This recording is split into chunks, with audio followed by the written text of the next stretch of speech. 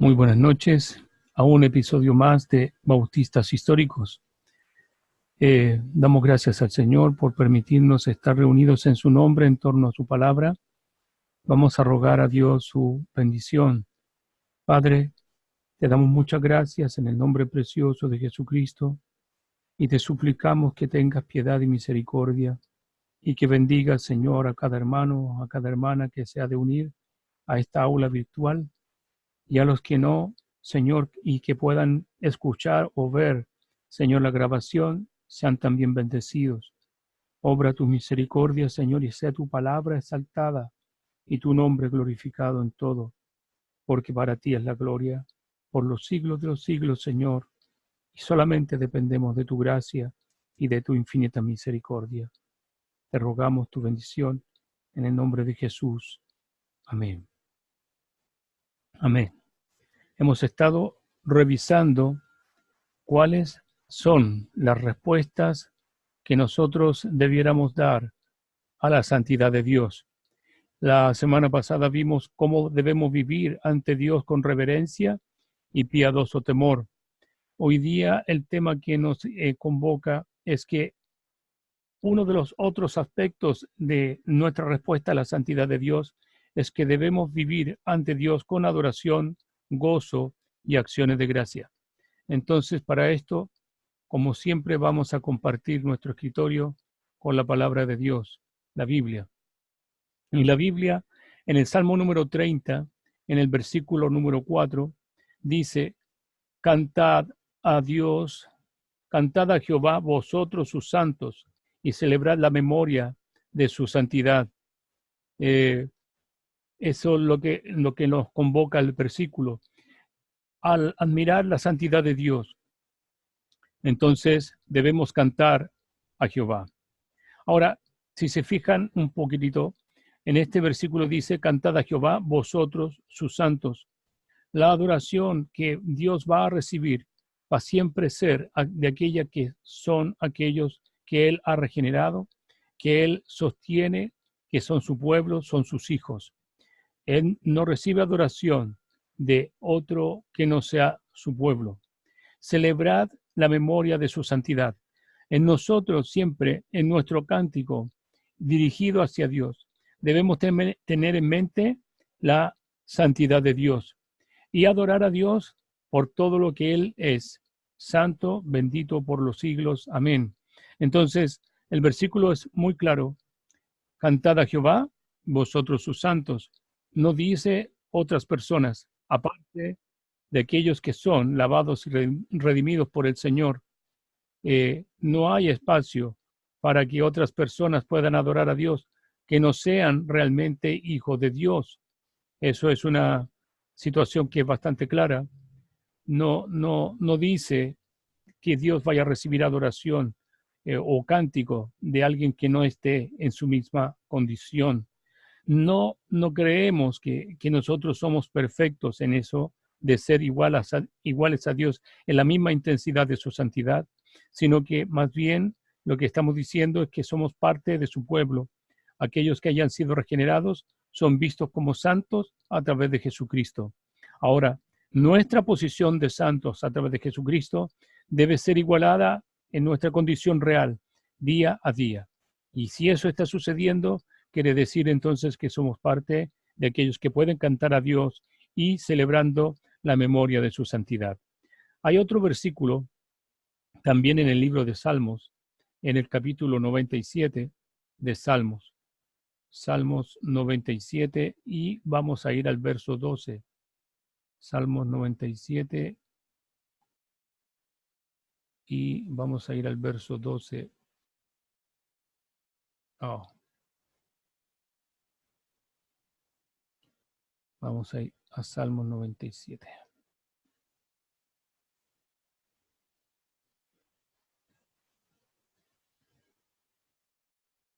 Salmo 97, verso 12.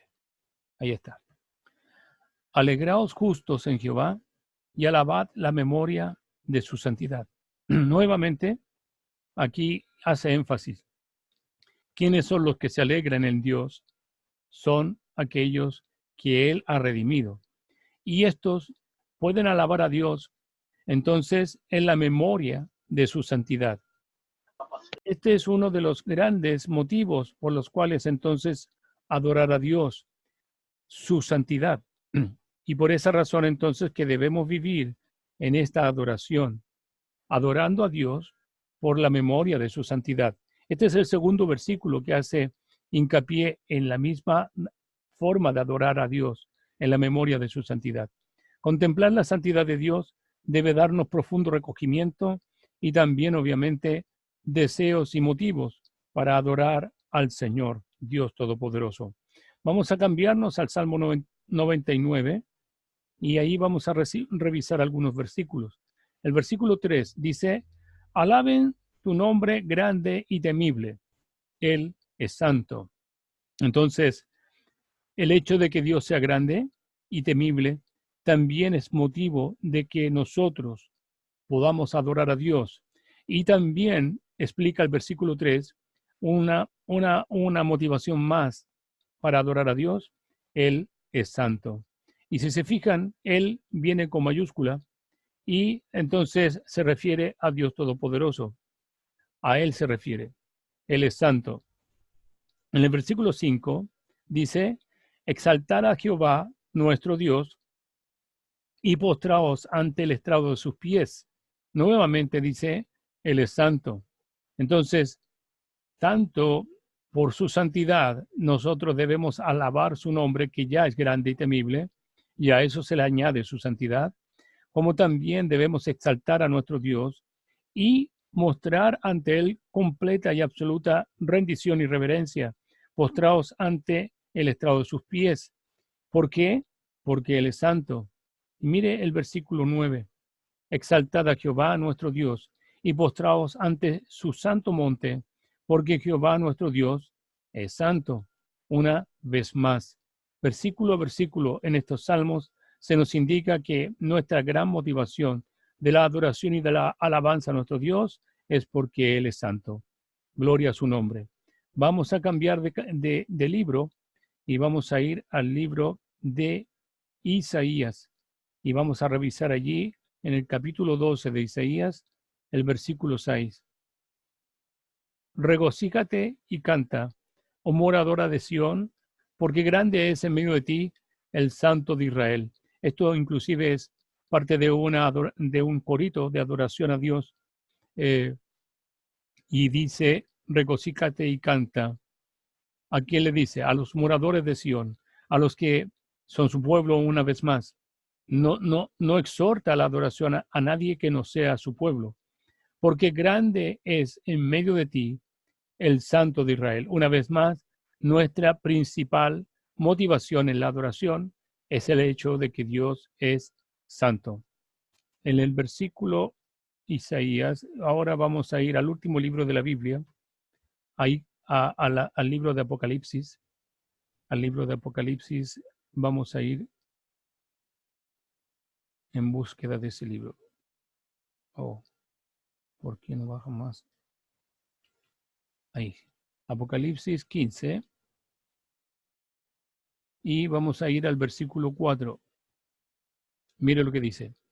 ¿Quién no te temerá, oh Señor, y glorificará tu nombre? Pues solo tú eres santo.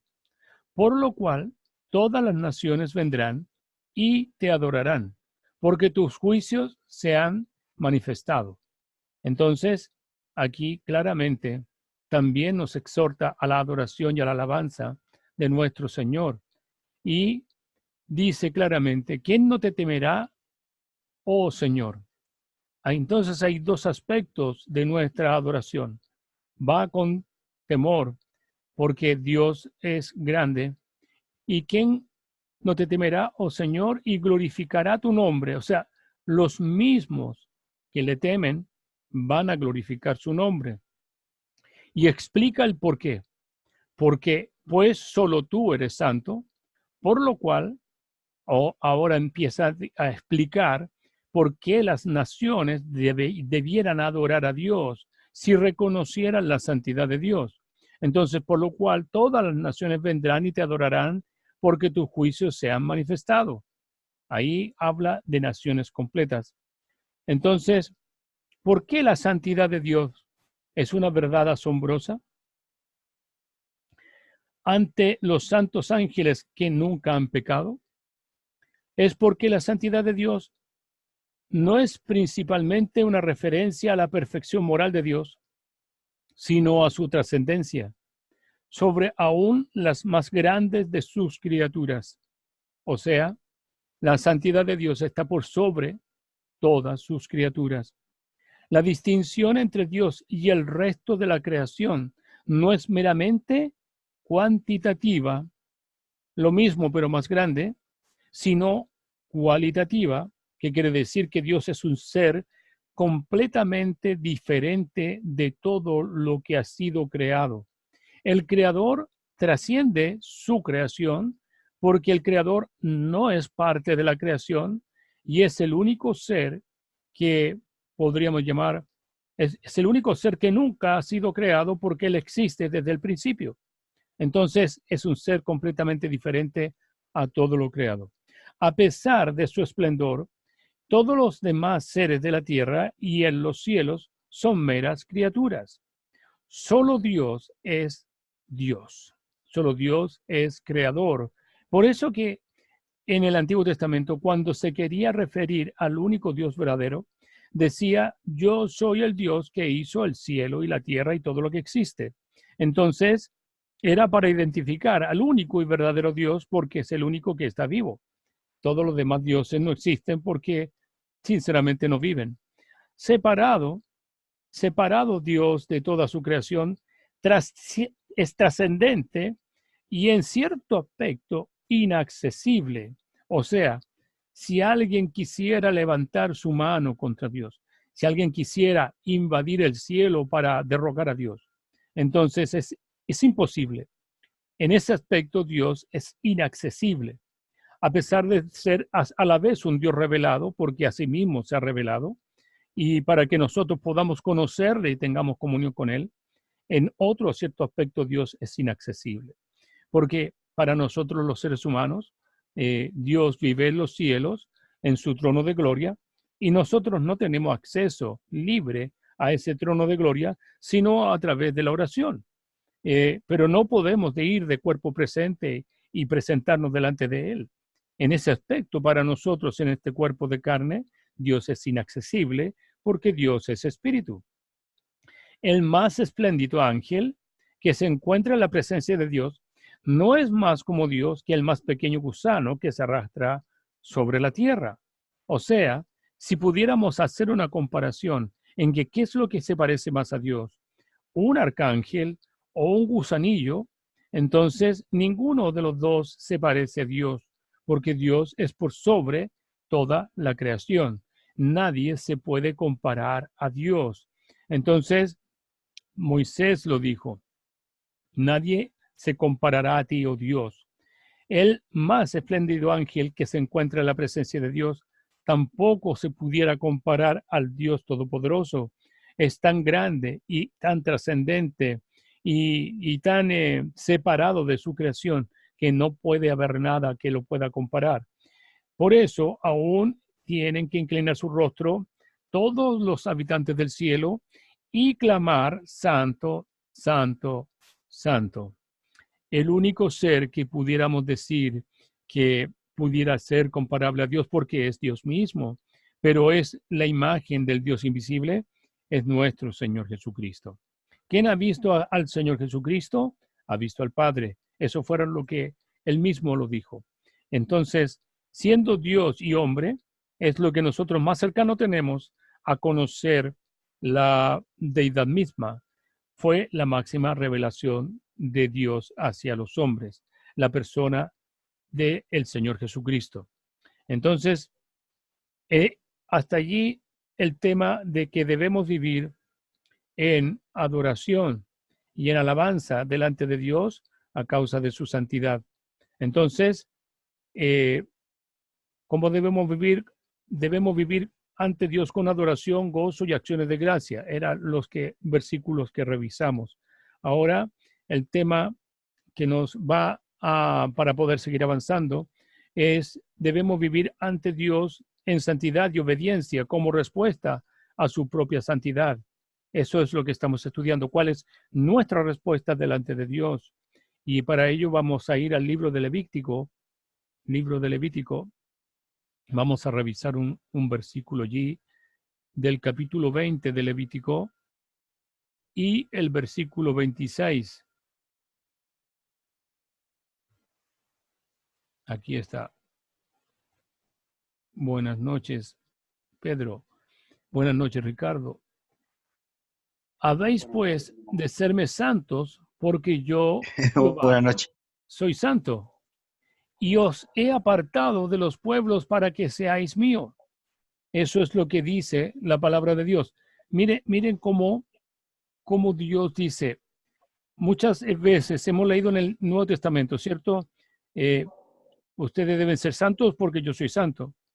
Entonces, en cierto aspecto, podríamos indicar allí que si leemos el versículo en el Nuevo Testamento, Dios está indicando entonces que nosotros vamos a ser santos y que es nuestro deber ser santos. Y allí hay mucha gente que piensa entonces, ¿cómo es posible que un hombre sea santo cuando realmente no es perfecto? Entonces, es porque la nueva naturaleza que está dentro de él, que fue compartida por Dios a través del Espíritu Santo, es la que va a producir en cada creyente que ha sido regenerado, que ha sido hecho nacer de nuevo, la santidad de vida a el nombre de Dios. Mire lo que dice el verso 26. Habéis pues de serme santos. Entonces, si uno lo lee de esta manera, habéis pues de serme santos, es porque ¿quién va a producir la santidad? No somos nosotros. Es Dios mismo que produce la santidad en nosotros. Es cierto que esta santidad no va a ir en contra de nuestra propia voluntad, ni tampoco va a ser sin nosotros.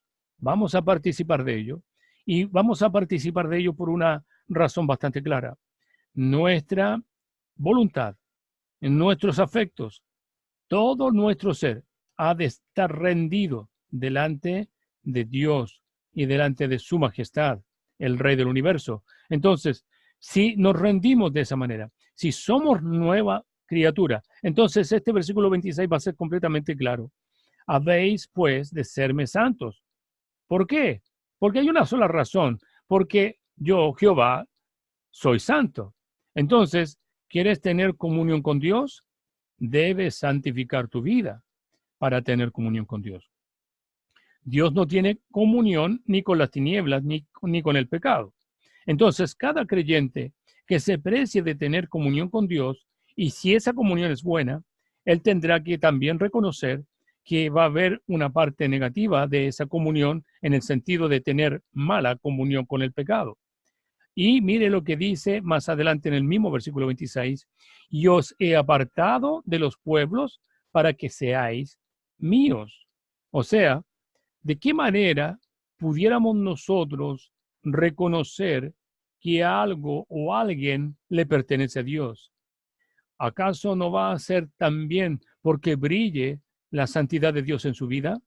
Completamente apartado de lo que es el mundo, no va a tener comunión con las tinieblas, no va a participar de las obras infructuosas de la carne, sino que va a santificar su vida, se va a apartar para obedecer a Dios. Entonces, Dios nos ha puesto aparte del resto de los pueblos sobre la tierra para ser de su propiedad.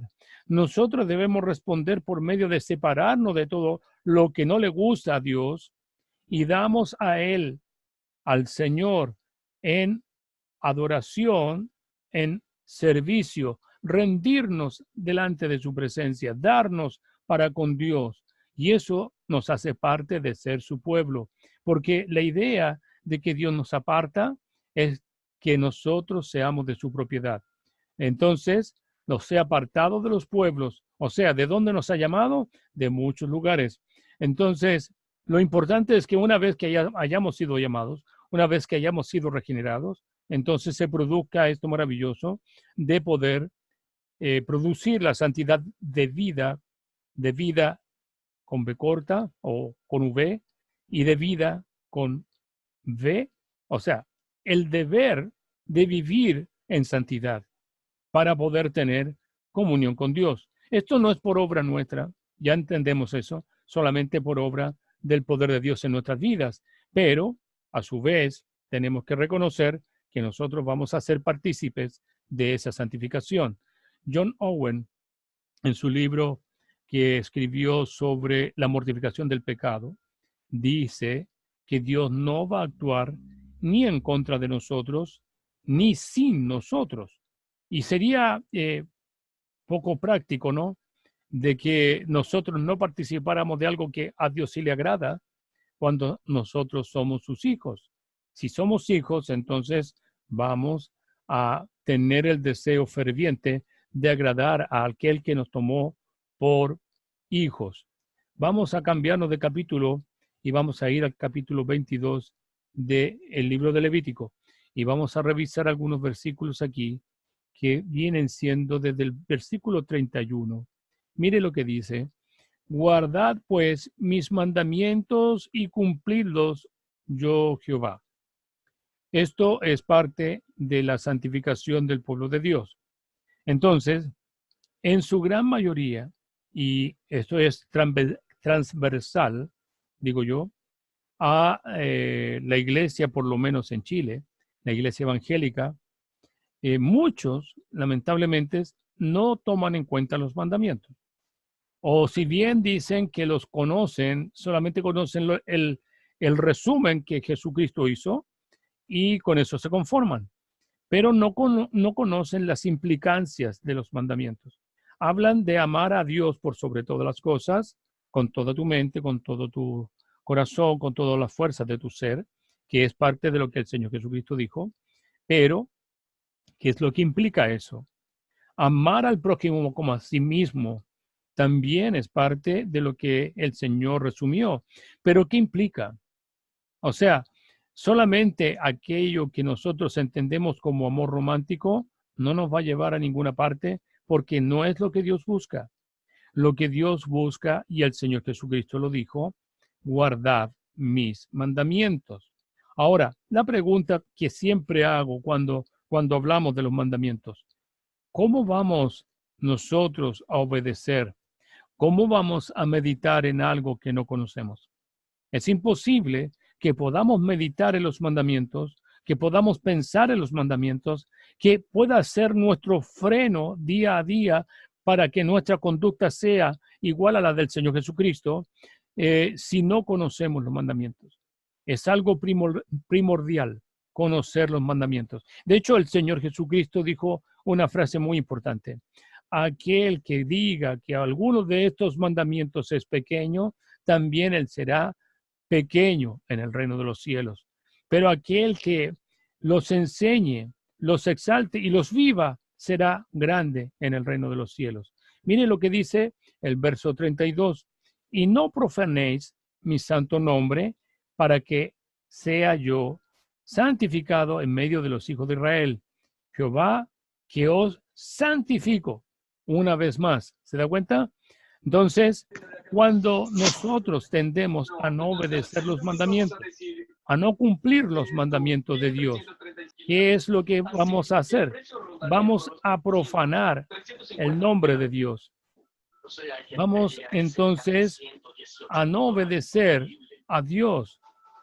Es increíble, pero eso es lo que Dios dice: o guardas los mandamientos o no los guardas. Y si no los guardas, no es tan sencillamente así como, oh, no voy a guardar los mandamientos, sino que dice claramente que estás profanando el nombre de Dios para que yo sea santificado en medio de los hijos de Israel. Entonces, mire lo que dice el verso 33: que os saqué de la tierra de Egipto para ser vuestro Dios, yo Jehová.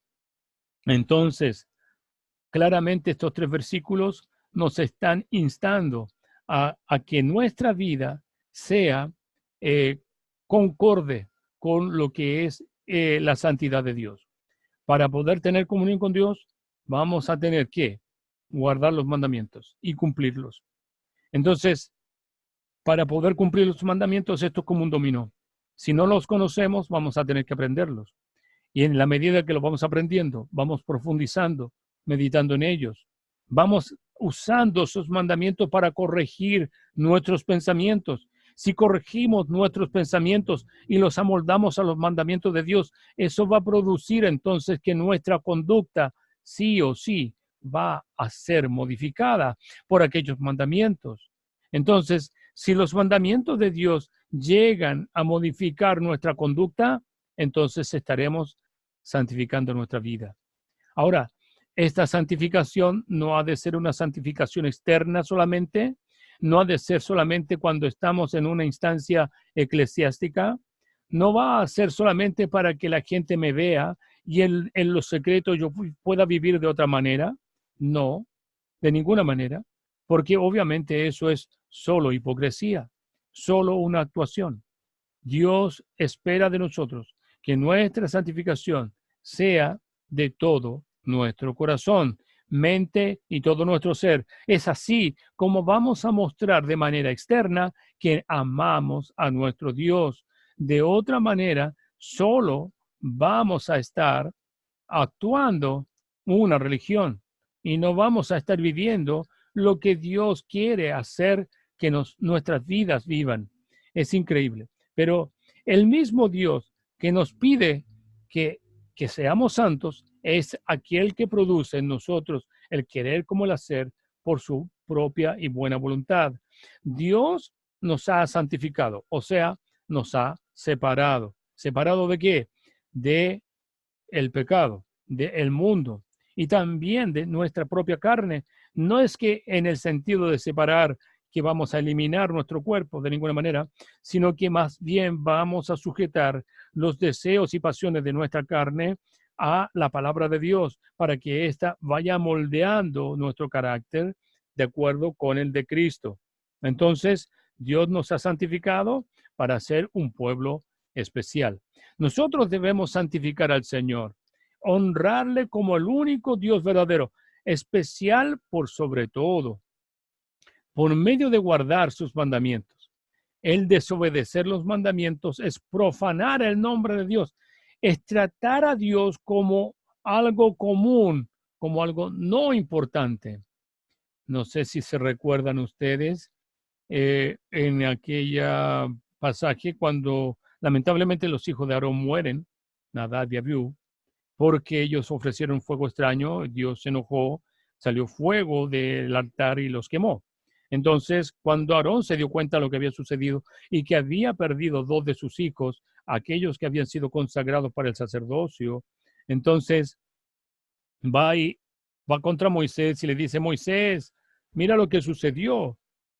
Oye, yo he santificado mi vida. Claro, siempre se nos olvida cuando caímos, ¿sí? Pero él encontraba que era demasiado severo lo que había sucedido. Y Moisés le dice a Aarón, Dios dijo de sí mismo, yo, los que estén delante de mi altar deben tratarme como a santo, no como a cualquier cosa. ¿Se da cuenta? O sea, nosotros como sacerdotes de Dios, porque ¿quién más que menos ha leído aquel pasaje de Primera de Pedro o Segunda de Pedro, donde dice que somos pueblo adquirido por Dios, nación santa, real sacerdocio, entonces sacado de las tinieblas y llevado a la luz admirable para ser testigo de esa luz? Entonces, ¿cómo vamos a vivir? ¿Vamos a vivir como sacerdotes? ¿Vamos a vivir como realmente lo que Dios desea de nosotros? ¿O de qué manera vamos a responder a la santidad de Dios? No vamos a responder a la santidad de Dios pisoteando su gracia, ni tampoco tomando por poco o por algo desestimable el precio tan grande que Dios pagó para que nosotros fuésemos parte de su pueblo. Entonces, vamos a cambiarnos del libro y vamos a ir a Segunda de Corintios. Segunda de Corintios. Y vamos a ver qué relación tiene Segunda de Corintios con lo que estamos hablando. En el capítulo 6, en el versículo 16, aquí está. ¿Y qué acuerdo hay entre el templo de Dios y los ídolos? Porque vosotros sois templo del Dios viviente, como Dios dijo, yo habitaré y andaré entre ellos, y seré su Dios, y ellos serán mi pueblo. En el versículo 17, mire lo que dice, por lo cual, salid de en medio de ellos, y apartaos, dice el Señor, no toquéis lo inmundo. Lo inmundo para Dios es todo aquello que es contrario a su ley, a sus preceptos, a sus mandamientos.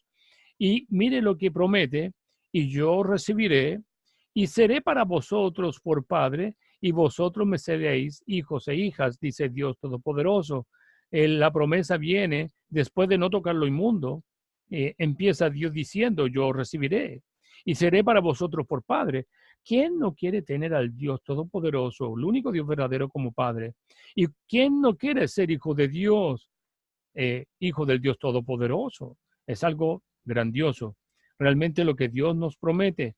Ahora, que dice el capítulo 7, ahí está el capítulo 7, el versículo 1.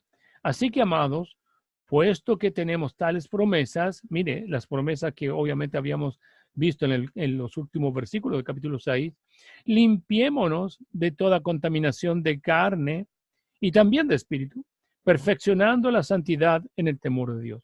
Entonces, esta contaminación de carne obviamente se refiere al pecado y de espíritu también, porque no podemos separar a la persona y dejar a la carne a un lado y el espíritu al otro lado. Es una sola persona, pero hay pecados que van por el lado de la carne y hay otros que también afectan el espíritu.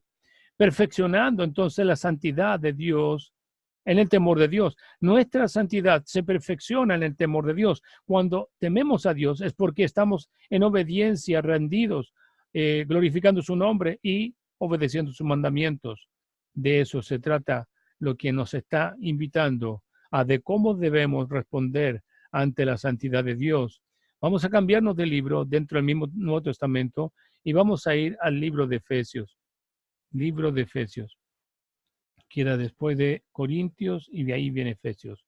En el capítulo 4, en el versículo 22, dice, en cuanto a la pasada manera de vivir, despojaos del viejo hombre que está vaciado conforme a los deseos engañosos.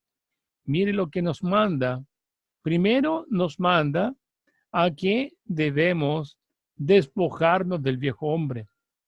Entendiendo que la pasada manera de vivir fue antes de que Dios nos recogiera. Nuestra pasada manera de vivir heredada también de nuestros padres. Entonces, despojaos.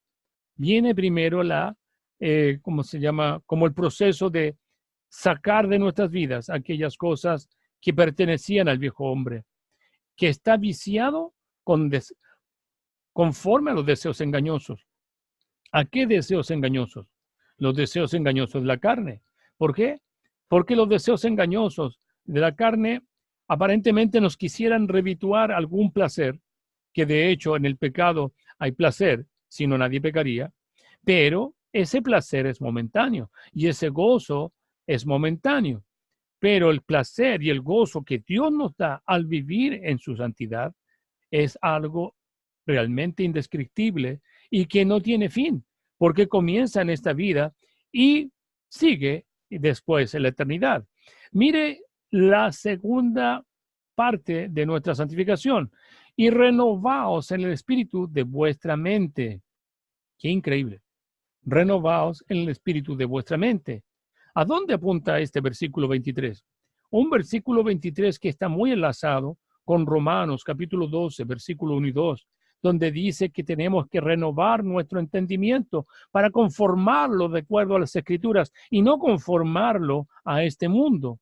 De eso se trata, llenar nuestra mente con la conmovisión de Dios a través de su palabra en nuestra mente, para que en nuestra mente, de acuerdo a lo que también dice Filipenses, nosotros podamos perseverar en el pensar en las Escrituras, para que así, entonces, el actuar de Dios empiece a dominar nuestra vida.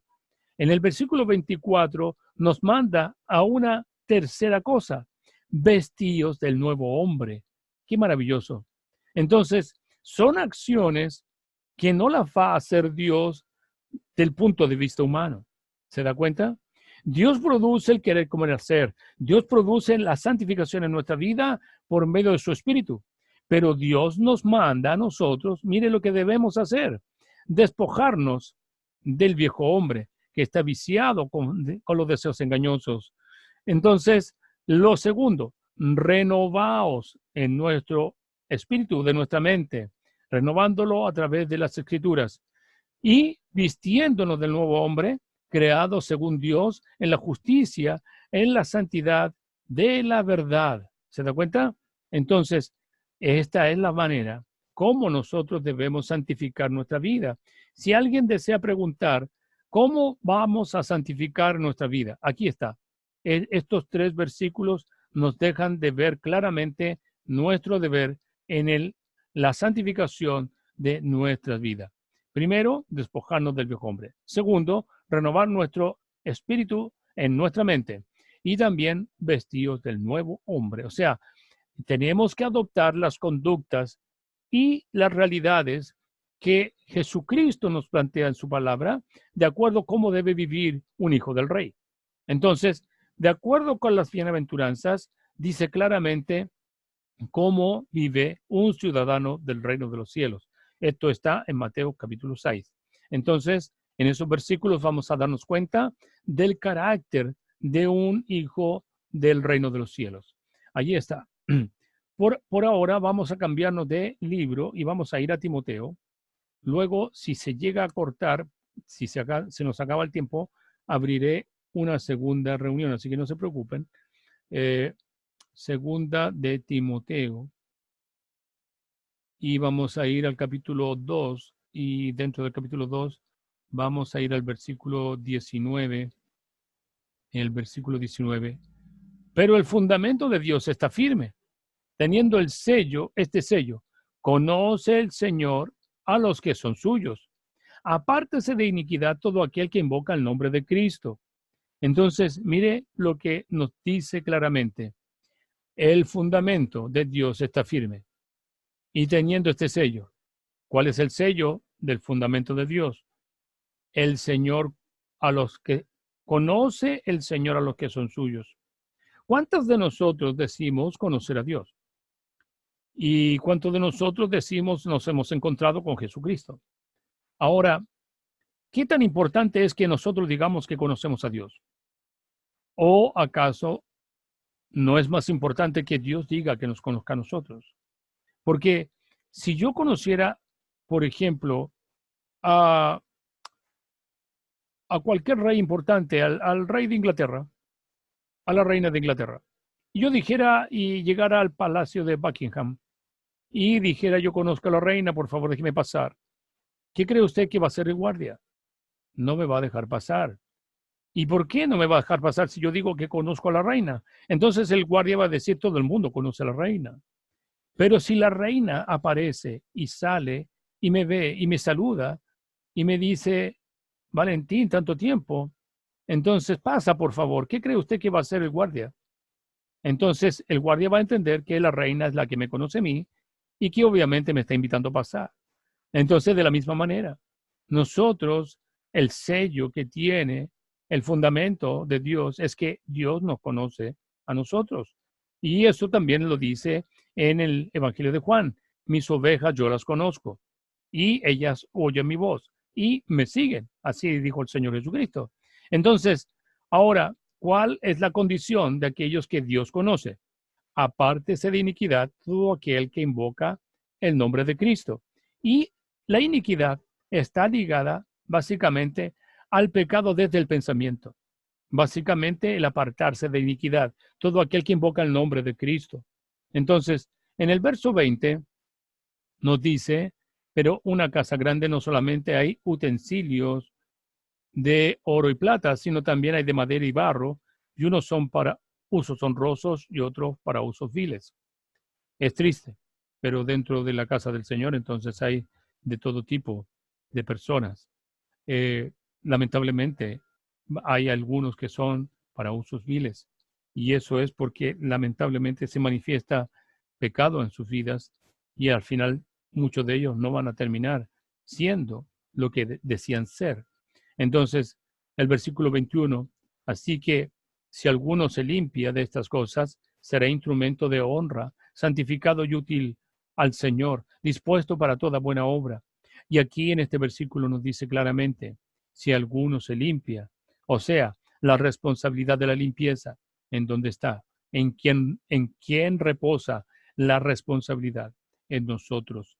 Si nosotros nos limpiamos, si nosotros nos apartamos de aquello que no conviene, ¿qué seremos? Instrumentos para la honra del Señor. Santificado, útil al Señor, dispuesto para toda buena obra. Aquí siempre, siempre están presentes dos grandes verdades, dos grandes doctrinas.